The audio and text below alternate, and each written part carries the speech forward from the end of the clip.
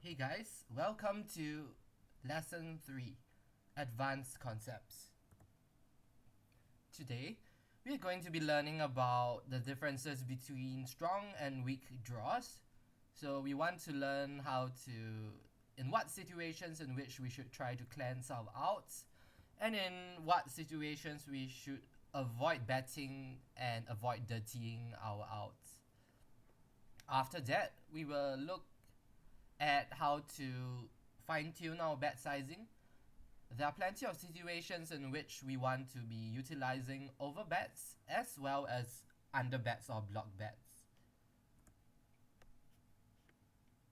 So, what do I mean by strong versus weak draws here? So, a lot of the times when we say strong draw, when we are talking about strong draw, we might refer to like a combo draw, 15 outs or more. But in this case, I'm actually referring to the nut potential of the hand. So if a hand gives me the nuts after hitting the draw, then I would think that it's a strong draw. On the other hand, if the draw only improves me to a weak hand like top pair, then I would classify it as a weak draw.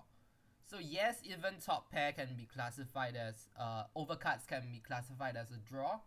Even two cuts to second pair, let's say on an a7 deuce and you have king queen, that could be classified as a really weak draw as well.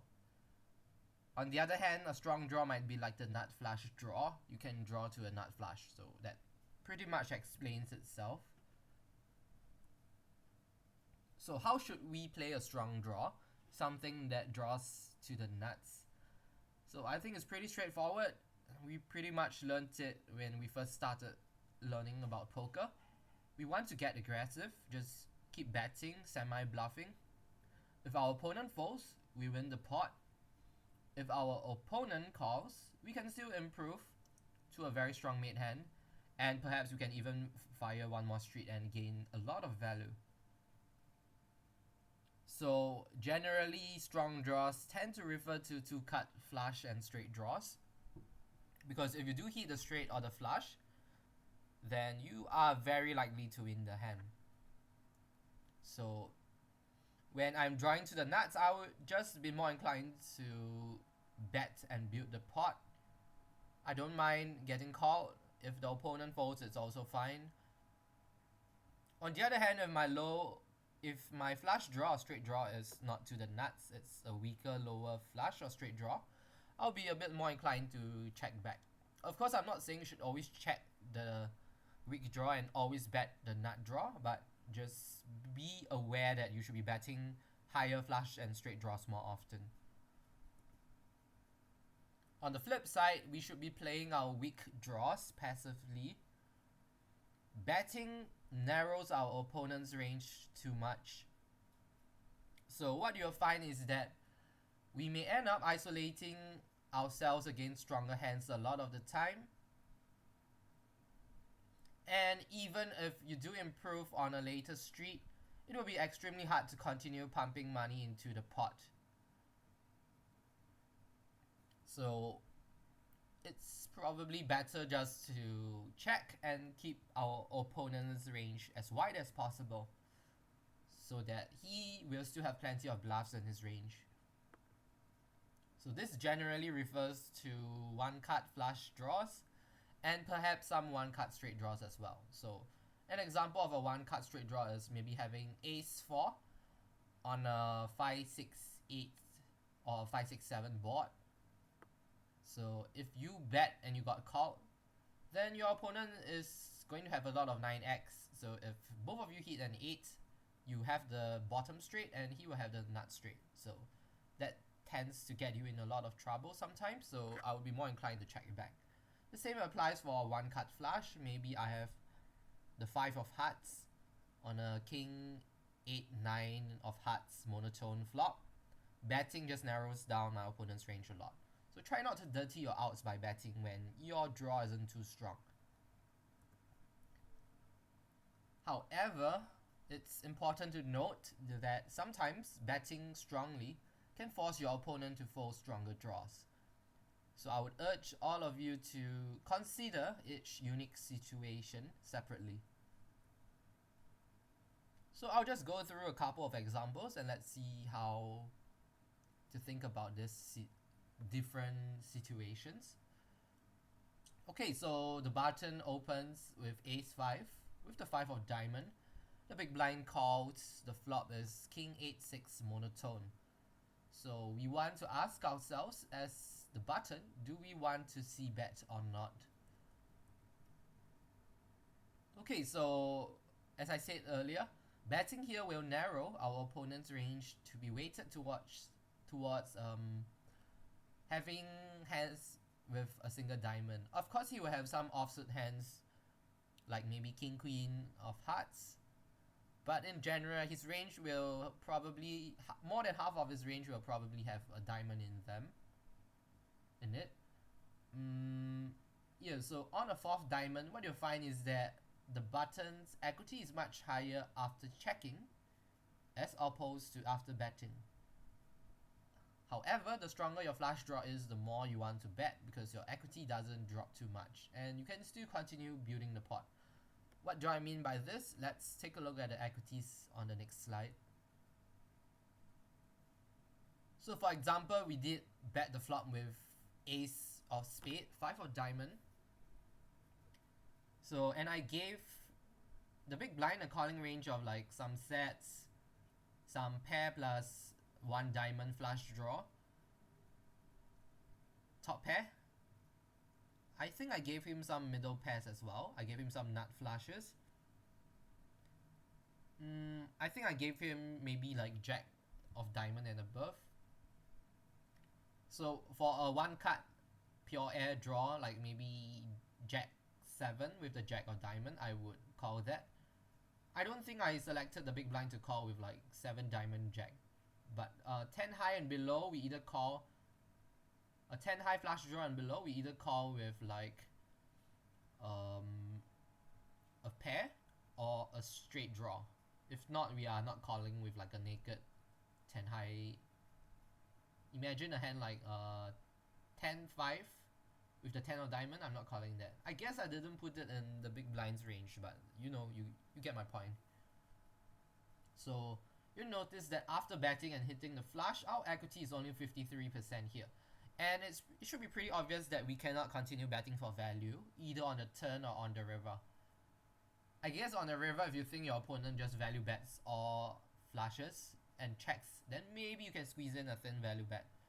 But I think in general, you can't really go for another street of value with like something so weak here. However, if we did check back the flop and our opponent's range as the big blind is still kept super wide, what you'll find is that the 5 high flush is pretty strong. I guess a lot stronger here. It's better to go for your value here. Or you might end up inducing a bluff. And we find that we have a 19% equity difference. So I really like checking back the 5 of diamonds here. Now I changed the hand slightly. Now we have the queen of diamonds. So if we bet, we have 90% equity. We have the second nuts here. If we check the back, we have 94.6% equity. So it's about a 4% difference. It's very minimal. And I think even with the second nuts, you can probably go for a third street of value, especially if your opponent is on the loser side. And if let's say the opponent has some leaks, like he would always check raise the nut flush draw on the flop or check raise the nut flush on the turn, then it's going to be the case that you can fire 3 streets. Okay, so example 2 here. The button raises to 2 big blinds with king queen with the king of diamonds and the big blind calls. So we get a flop of ace 8-6. The big blind checks. What does the button do here?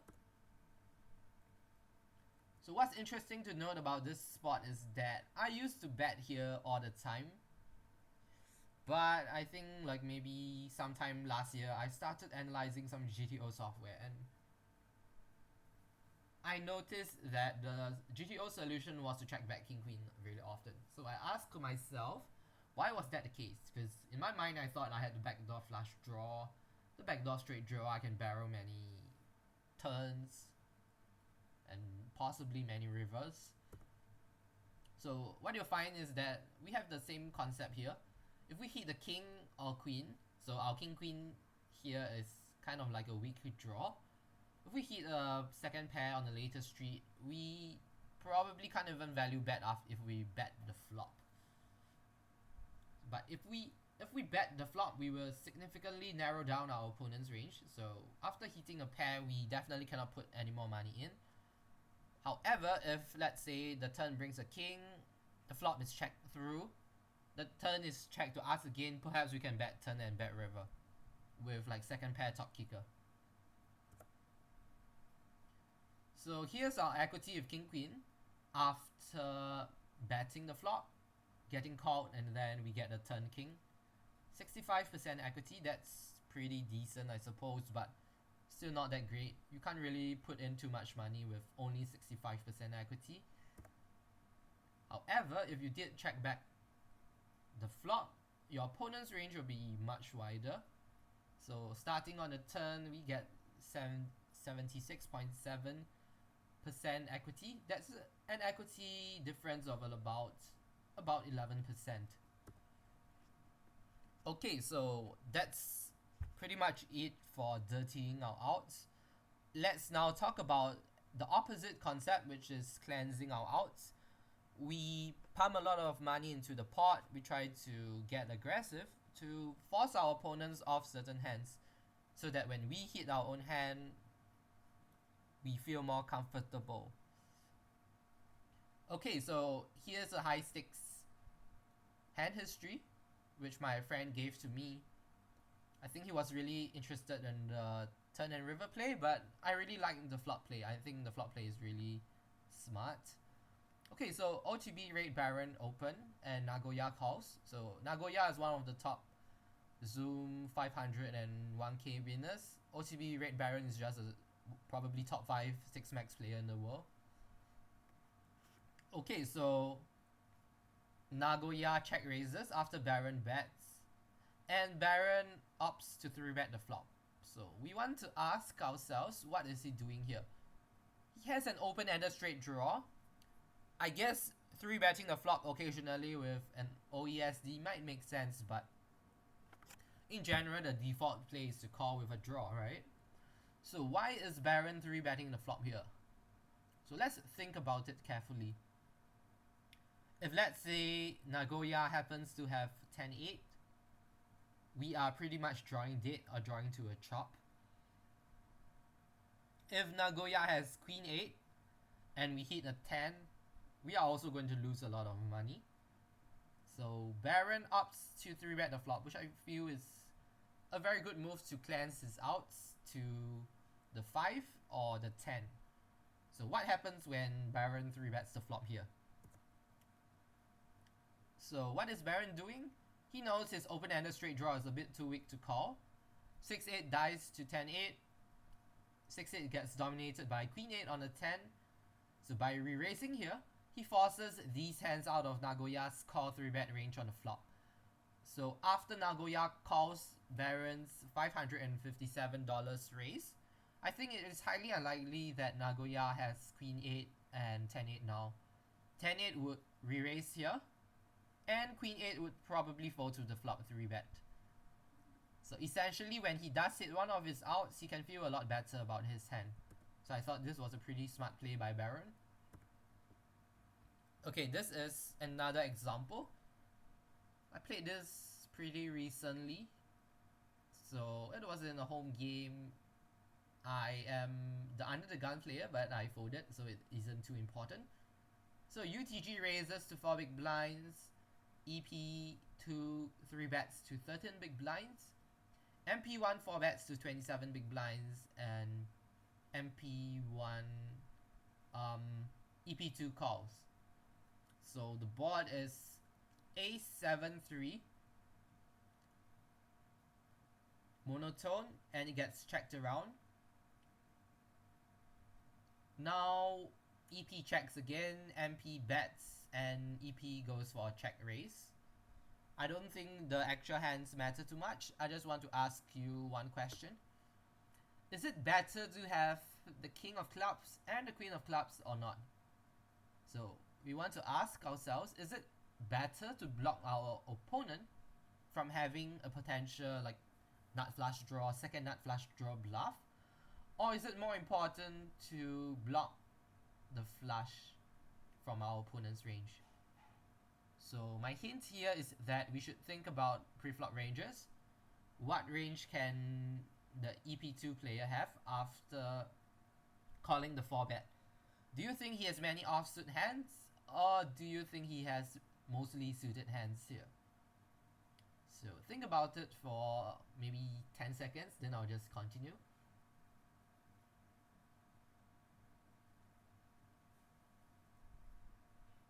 Okay, so now I'll just answer the question here. So in a way, you can think about it this way. The preflop action actually tightens the caller's range. Most players aren't flatting queen jack off, king jack off, king queen off. Yeah, so these hands are not really in the caller's range. So if I had ace king or ace queen with the king or queen of clubs, I would be a lot happier to call down, because I think the opponent is just much less likely to have all those hands. The preflop caller hardly has any one card flush draws, so blocking the mate flush is more important. Example 3. Let's say the button opens and the big blind defends with 5-3 of spades. The flop gets checked around, and the big blind goes for a 3x pot on the turn with his combo draw. So is he cleansing his outs here? Let's think about it carefully. I guess his outs to the straight, to the ace, or to the 6 are probably going to be clean. His outs to the ace is to the nuts. If he draws to the 6, I guess he might lose to 10-7, right? And he might lose to a higher flush if the opponent checks back a flush draw on the flop. So think about it this way. If the button is tight, he will never call the turn with a naked flush draw, or just like 10-7, probably forced to fold the turn as well. And he would only be defending with mate hands. I think tighter players will only be more inclined to bluff catch with mate hands. So some overpairs if he does check back the flop, although it isn't too rare. Sets and 2 pairs, I guess sets and 2 pairs usually bet the flop, so pocket deuces only. I don't really see too many 2 pairs, like 8-2 suited, unless it's really loose. So this essentially forces our opponent off many hands, and it ensures that when we hit the flush or the straight, we are going to have the nuts. So when we force stronger draws out of our opponent's range than when we hit, our outs are cleansed. So it's the same concept as what we mentioned in the past 2 examples. Example 4, double barreling with the ace. Okay, so button opens with ace deuce, and the big blind calls. So the flop is 4-10 rainbow. He bets the flop, and he gets called. On the turn, he picks up a gut shot. So he opts to fire a double barrel, which I find is kind of standard. I'm not saying you should always bet, but I think betting more often is probably the best play. And on the river, the big blind checks. So what should we do? Should we bet the turn? Should we bet the river again?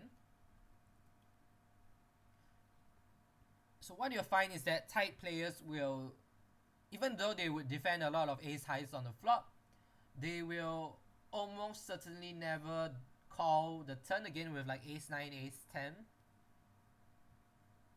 So in a way, betting the turn cleanses the ace out when the opponent folds ace jack to ace deuce, right?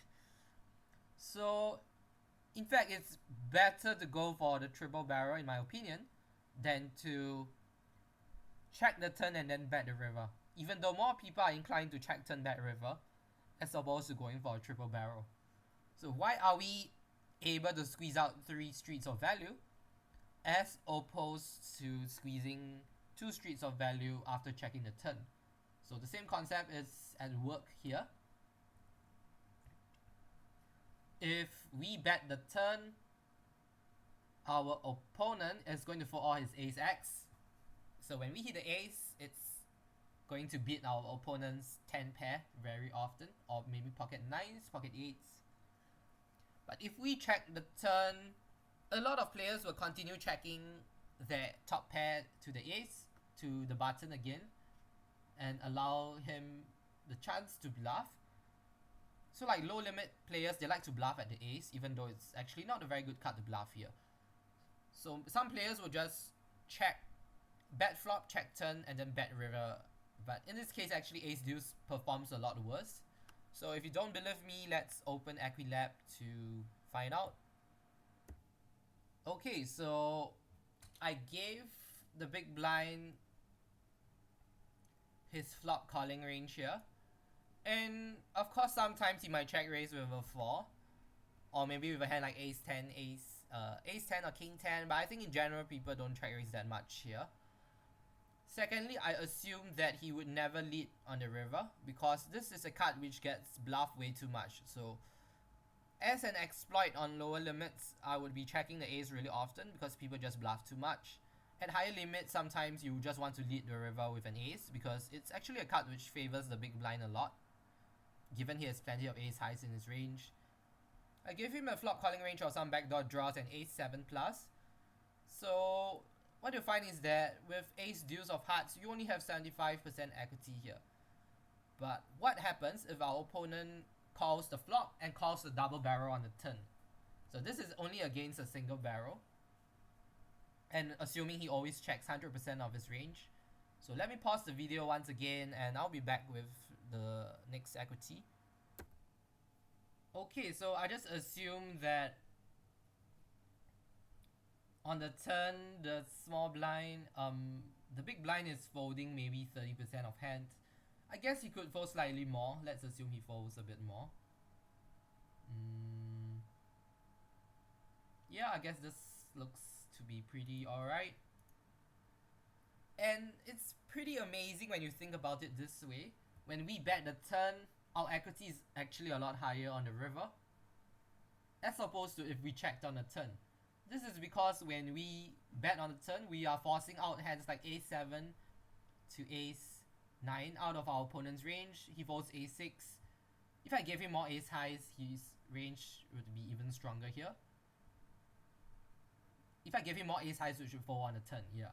So that's pretty interesting, I think, when I was creating this example. So yeah, I think you can definitely go for at least a half pot bet on the river against tighter opponents. Of course, if your opponent does double call the turn with some ace 9, ace 8, it's still pretty good actually. And it's still higher than the 75% I got just now, so still pretty good. Example 5, raising the turn. We have a 3-way flop here, and let's say that MP has ace 9 of hearts. So this is another live game example. I'm the UTG player, and the player in question is not really a good player, so he made this very big mistake in my opinion. The big blind checks, under the gun bets, MP2 raises, UTG 3 bets. So MP2 jams, and if I recall correctly, it was about 200 big blinds, so it's a massive overplay, and the UTG calls. So should the middle position player raise the flop and get it in, or should he be playing more passively and just call under the gun's bet? So I think 3-way for 200 big blinds, if you stick it in with the combo draw, you're just isolating yourself pretty much against like 9-8, deuces, 8s and 9s. So calling keeps one pair hands in. Raising isolates your hand versus two pairs, sets, and combo draws. I think that calling is clearly superior in a multi-way situation. You have showdown value and you get to keep worse draws in. When your opponent still has one pair hands, if you hit two pairs or trips yourself, your hand is a lot stronger as opposed to just building up the pot. So this is a case whereby you don't want to raise and dirty your out. Raising doesn't cleanse your outs in any way, it actually dirties your outs to trips or two pairs. So I don't really like raising here. Example 6, keeping our outs clean. So this is an example which happened to me last year. I was playing at Bulldog 2 NL 2000. The opponent is the big blind with Queen 9, and he actually did this 1/4 pot bet to me, and I felt it was really smart of him. I happened to have ace high and I did win the hand, but I really like his play. Why is that the case? So think about it this way. So if he bets 1/4 pot, if I have 8 high or 9 high, am I calling? I'm probably folding, right? If I had ace high, would I be calling against a larger bet? I would probably be calling anyway. So my range here for calling is kind of inelastic. I guess I might bluff raise at this sometimes, but after checking back the flop, I can't really represent a 10 or a jack very well, in my opinion. So what you'll find is that his 1/4 bet is just a really smart play to not only fold me off my equity share, because his hand is just not strong enough to check call, in my opinion.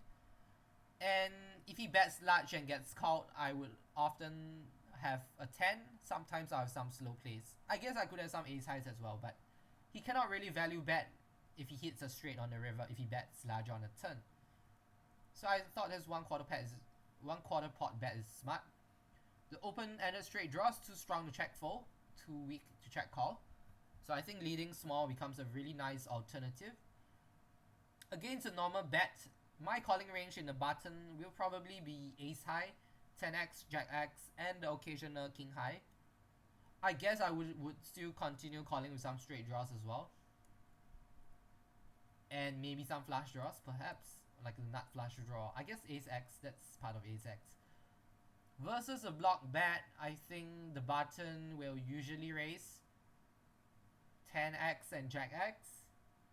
The button's calling range will mostly be ace x and king x. So if you know your opponent's range is going to be high cards or at most one pair, then you can very comfortably bet your straight on a river, on a king or an 8. So that's all for dirtying and cleansing our outs. So let's move on to the second portion of the lesson. Uncommon bet size. Uncommon bet sizes. Okay, so when do we want to be using overbets? I think that we want to be using overbets from a GTO perspective when our ranges are polarized. So we have many nutted hands and many bluffs, whereas our opponent's range only comprises many weak bluff catches. Also, we want to be, from an exploitative point of view, we want to be overbetting for value when our opponent has a second best hand that will pay us off. And we want to have an overbetting range with our air hands if our opponent has a capped range and can be blown off the hand. So the opponent, let's say the opponent checks in position, and he doesn't raise the flop and the turn on a wet board. So I think if our opponent does one of these two actions, he is going to have a capped range. And I'm not saying you should overbet your entire range, but you should overbet with some parts of your range. Some nutted combos, some bluffs. So if our opponent does one of these actions, then we will probably have a clear range advantage after the betting action. Underbets. When we think about underbetting from a GTO perspective, we probably want to be doing it when we are going for thin value. I guess you would have to balance this mostly value heavy range with some bluffs, but mostly we're going to have thin value hands when we bet small. Exploitatively, we can use it as a cheap bluff if our opponent has an inelastic defending range. So if he is calling certain hands and folding certain hands, regardless of our bet size, then it's probably much better just to bet really small so that we can lose less when our bluff gets caught by our opponents. Example 7, overbetting. The small blind raises to 3 big blinds. The big blind calls. The board is 10-9, 4-5, two-tone, and the river brings a blank deuce. So the small blind goes for a 2.5x overbet on the river. So why is this a good spot for overbetting? The small blind has all combos of ace 3, which is the straight, sets, and 2 pairs. The big blind virtually has no sets, hardly any straights unless he has a hand like ace 3 of hearts. He also has hardly any 2 pairs. I don't think he can really have like 5 deuce or 10 deuce. After not raising the turn, his range is kept. The small blind also has plenty of bastard draws here, so this is a very good spot to jam when the small blind's range is stronger. Just overbet all your nutted combos and mix it up with some bluffs as well. Pre-flop, the button raises 2 big blinds and the big blind calls. The board is 7-6 deuce. It gets checked around and the big blind opts to 2x spot on the turn. So this is the other example I mentioned earlier. When your opponent checks back the flop, he probably virtually has no overpairs and no sets. Unless he is like really balanced, then he would have it with a really low frequency. So the big blind's range is not necessarily super strong here, but he just has way more nutted combos. So he can do this 2x overpot with like 7-6, 6-6, 2-2, 7-7, and some draws, some air hands. Most players never slow play in position on the flop, especially on such a board. The big blind's range is wide but still contains all nut combos, and I think it's a reasonable spot to overbet from the big blind's perspective. Example 9, Exploitative Overbet. So the small blind opens with pocket deuces. He flops a set. He bets the flop, bets the turn, and on the river